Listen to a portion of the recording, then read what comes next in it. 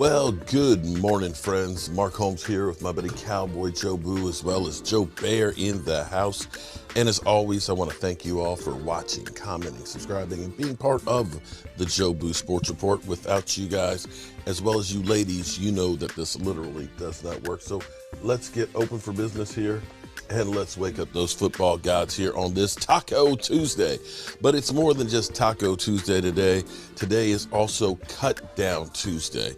Not a happy day if you are an NFL player that's on the bubble, and we've already got some cuts. But before I get into some of the cuts that have gone on, let me give a shout out to Joe Boo Nation here. Last night, I posted in the community tab about Drew Pearson. Drew Pearson has a YouTube channel, and they're trying to pump up the volume, dance. Oh, I'm sorry.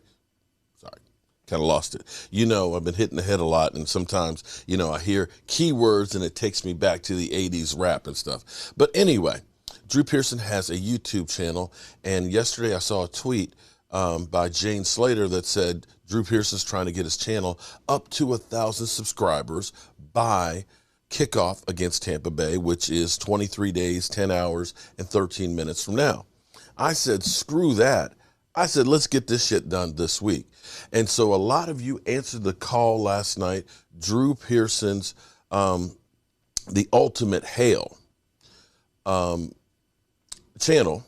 And we went from when I first looked at it at 2:15 to let me check and see where we are this morning. Just double check.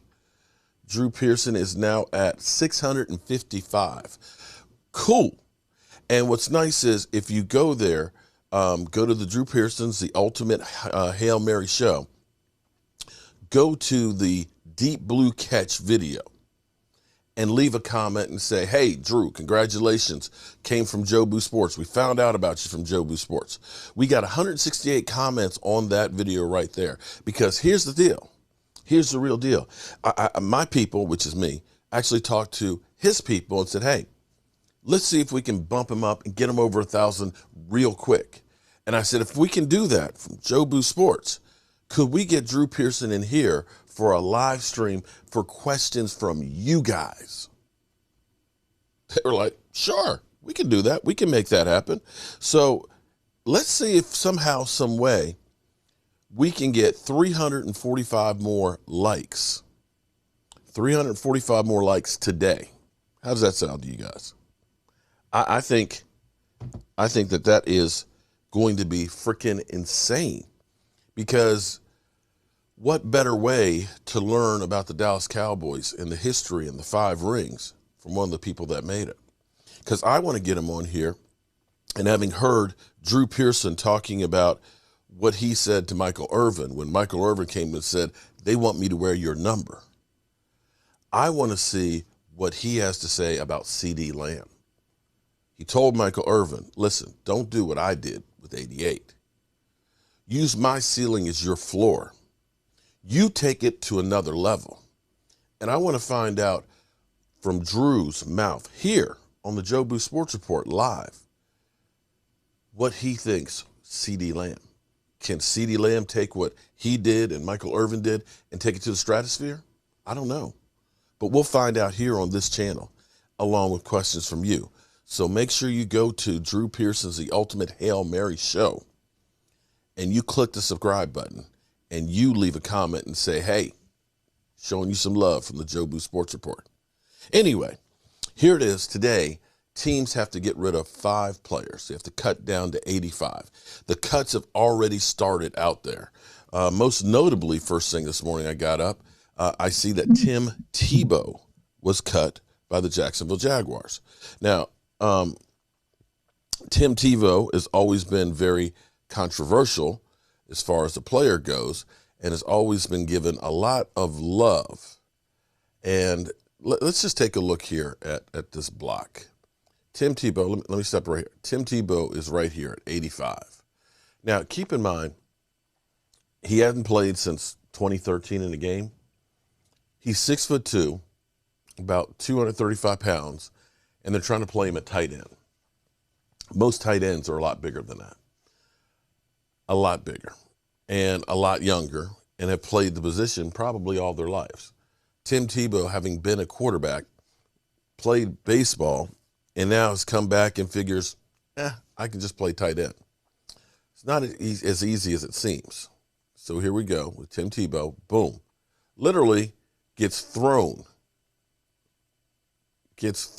out of there.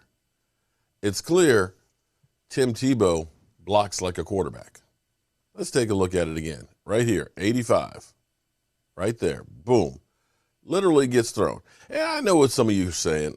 Oh, man, that's just one play, man. That's just one play. Why are you being so mean? Well, let's take a look at another one. Tim Tebow up here. Tebow's gonna go ball snapped. He's going to go over to here to block this guy. Deep, which means it could be a boot. Obviously, the line that Tebow takes here. See him coming across. He sees his target. He's supposed to drive him out the hole. And no. Who made it pretty easy on him by taking a false step inside. Not exactly. This, bounces outside. Not exactly textbook blocking. Not really. Goes in motion. Stayed on his feet, pushed the defensive end down, worked to the next level, and found more work. But, so the Tim Tebow experiment is now done in Jacksonville. He's not the only one who has been cut this morning. And let me pull over some more of us because we have some other ones that are, excuse me, I'm sorry, I got the wrong clip. Wrong clip. See, this is what happens when you have broke-ass media. Alfred Morris. Alfred Morris. I didn't realize he was with the Giants. Alfred Morris was released this morning, so unfortunately for Alfred Morris, that is the exact reason why Zeke Elliott held out. Running backs don't get that big second contract. Alfred Morris was a 6th-round draft pick by the Washington football team and had some really good seasons for him. Unfortunately, when it came time to actually pay him something of significance, they were like, sorry, bro, you're done. And he came and played for the Cowboys a couple of years. Actually, I think he earned more money from the Cowboys than he did Washington. And from there, just kind of traveled around. That's kind of sad. Of course, we talked about Tim Tebow being cut by the Jacksonville Jaguars. But now, this is the most shocking cut. This one is unbelievable to me. This one, Travis Kelce got cut. Seriously. Tight end extraordinaire. It's a rough day for tight ends. He cut his beard. I don't mean any harm, but damn. This is one of those ones. Can you believe that's Travis Kelce? He looks like a throwback player from like the 60s or something. Dude, you know, I'm going to relate this to myself.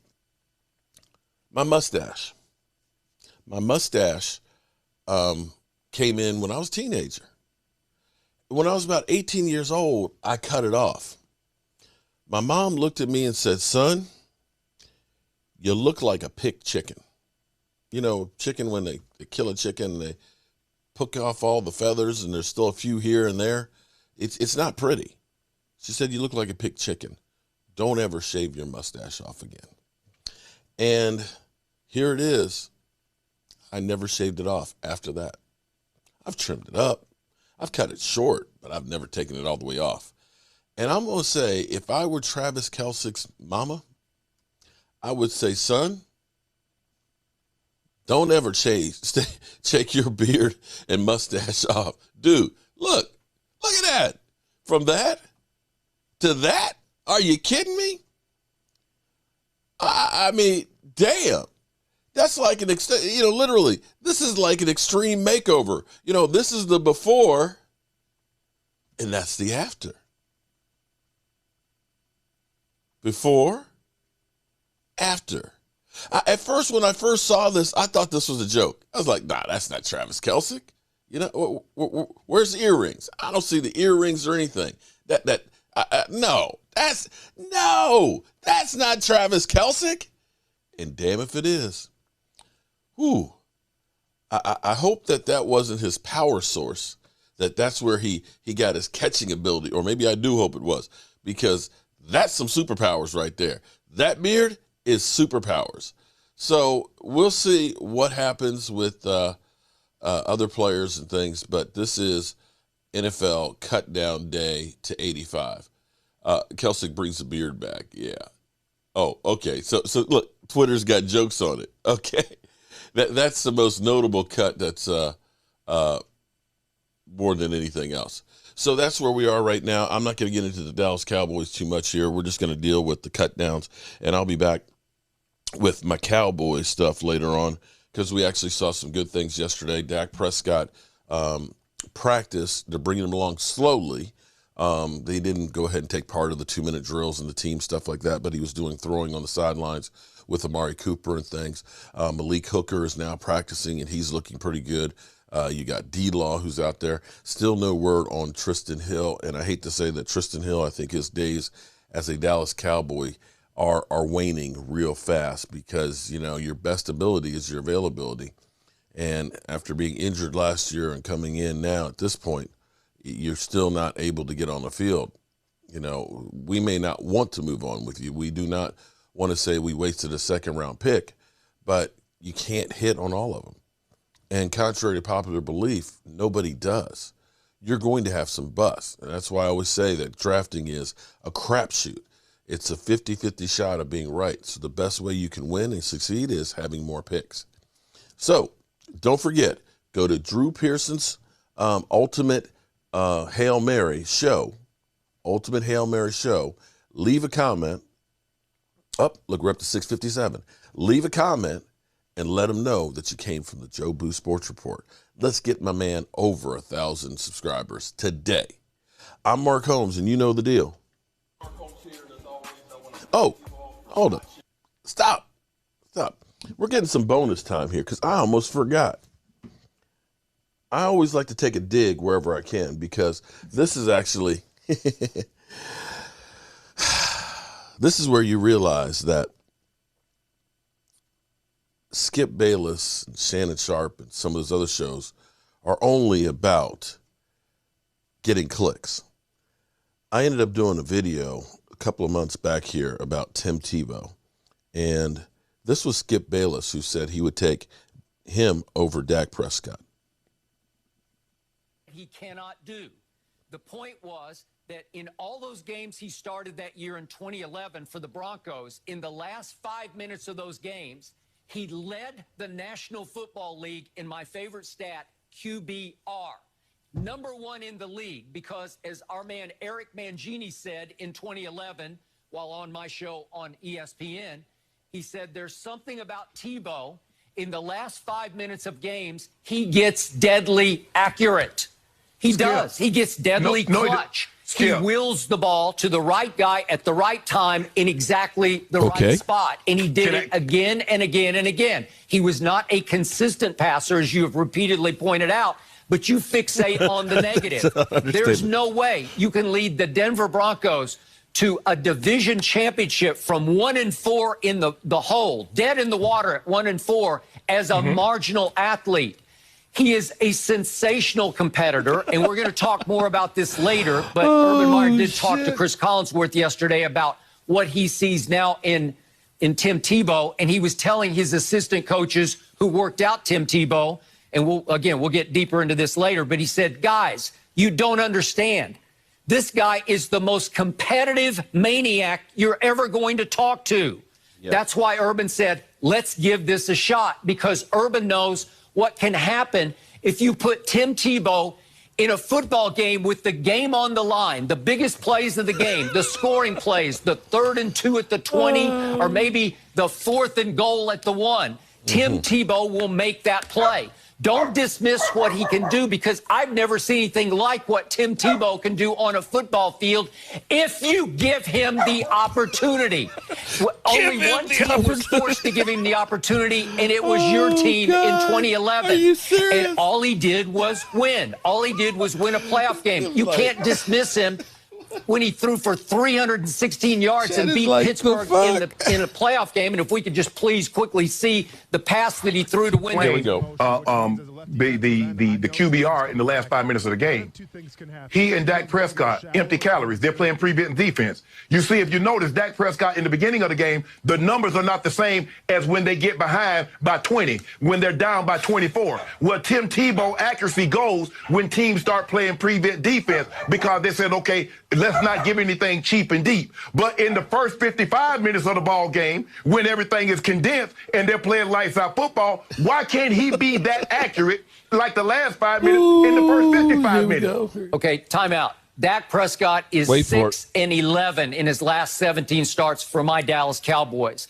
Tim Tebow went 7-4 that year, and they weren't empty calories because he was throwing passes to pull games out of the fire late against Miami, and you remember Chicago, and you definitely remember the Jets on Thursday night. He won a game when he completed 3 passes and threw for 30 yards. Okay. Stop this. So in other words, you're saying you take Tim Tebow over Dak Prescott. That's what you just said. Here it comes. Okay, right now, I would in what he's accomplished. He's done it at the highest level. He won a playoff game. Dak has won one playoff game, but But Tim Tebow pulled one out of the fire against the Pittsburgh Steelers at home. Hold on, but you told. Okay, so I thought I meant to play that earlier in the clip here, but yes, Skip Bayless would take Tim Tebow over Dak Prescott. Yeah. As always, friends, I will catch you later.